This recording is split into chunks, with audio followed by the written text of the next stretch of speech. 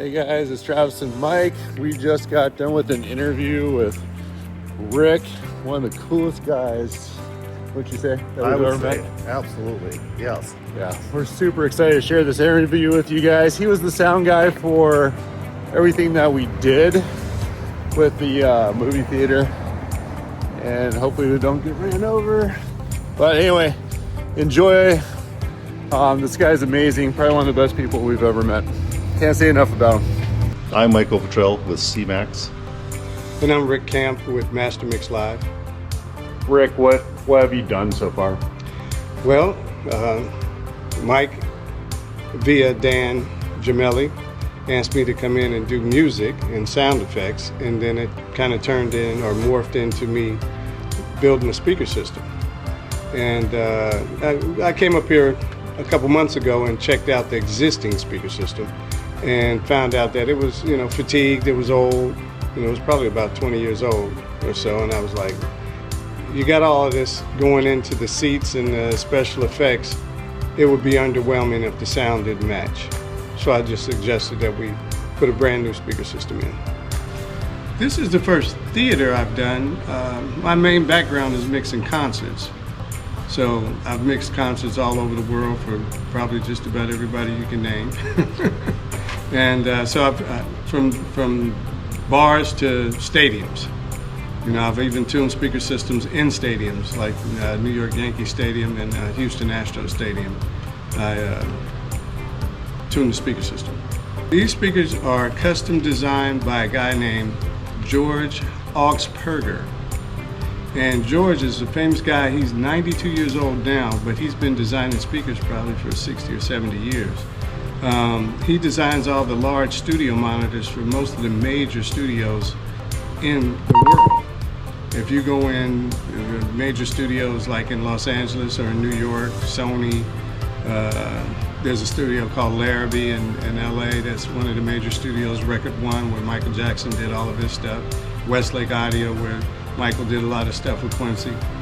You'll find a pair of Augspergers in there. And then all of the top producers, like the Timberlands and the Teddy Rileys and the Snoop Dogs, they all have Augspergers, but they got a pair. Mike's got 17 of them. Normal theater sound is 5.1 or 7.1, and now Dolby has come up with a new process called Dolby Atmos. And they've been doing it in theaters for a while. They just started promoting it for music in the last 5 or 6 years. So when I heard about the SEAMAX experience, I knew that the sound was going to be really, really important. It needed to be felt. I saw the movie and I saw all of the scenes where the bears are clashing and the helicopters are flying and the water rafting and all of that, and I knew, all right, we got to be able to deliver some impact, and so you have to have a strong speaker system. So I had George, I gave him the dimensions of the room, told him what the movie was all about, and he custom designed this whole speaker system just for this room. Nice. And it's in 7.1.4. Well, I take that back. It's in 11.1.4. We have 10 surrounds. We got 4 ceiling speakers. We have left, center, right behind the screen, along with left wide and right wide. So we're covering the room. Is there anything else like this? There's nothing like this in the theater. Not a George Augsperger design. This is the first one. And he's 92 years old and still designing. 92 years old, still designing. And we're in the computer age, right? George is drawing it out by hand. All his designs are hand drawn on paper. That's impressive. Yeah. How did you get to know Rick? Met Rick through Dan Gemelli. Dan Gemelli is with Mediamation, who designed the seats. Designed and made the seats for us, and he introduced Rick to us. Nice. Did you go to his shop or anything? Yep. When Trace and I went to Las Vegas to Rick's design studio, we sat in those chairs and the experience was incredible.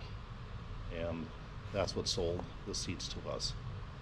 Can you talk about the sound effects that you've added?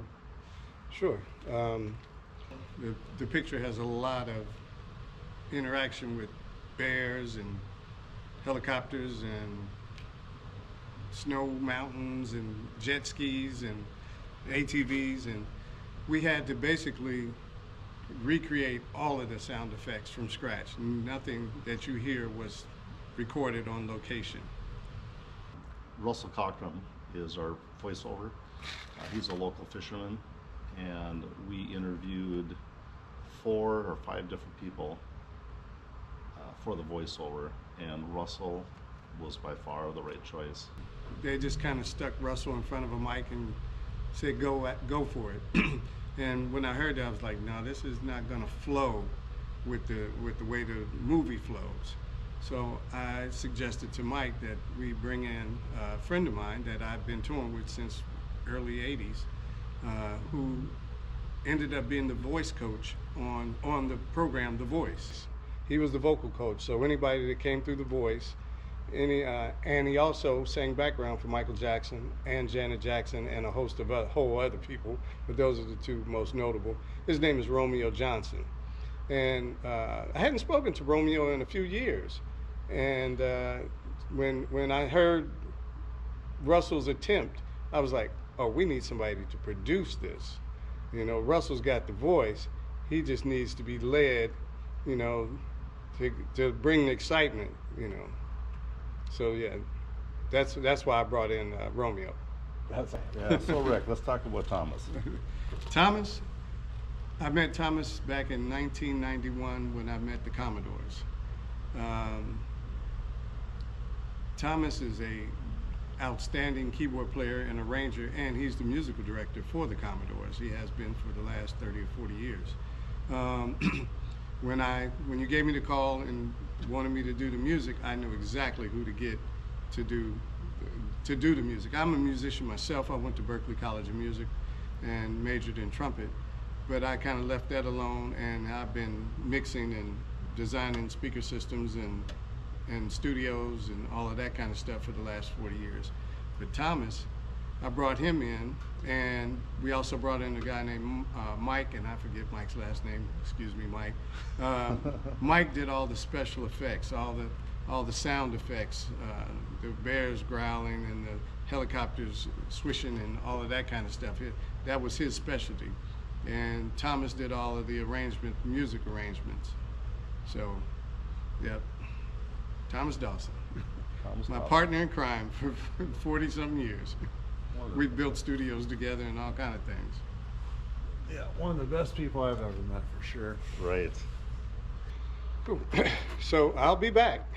I'm definitely coming back by the end of April. I have to do the other theater, the small theater, get all the sound together in that. We're going to fine-tune the main theater. I appreciate all of your help, Rick. Thank you. And thank you for believing in me. Yes, thank you. And my team. Because it took a team. It took more people than you saw to make all of this come true.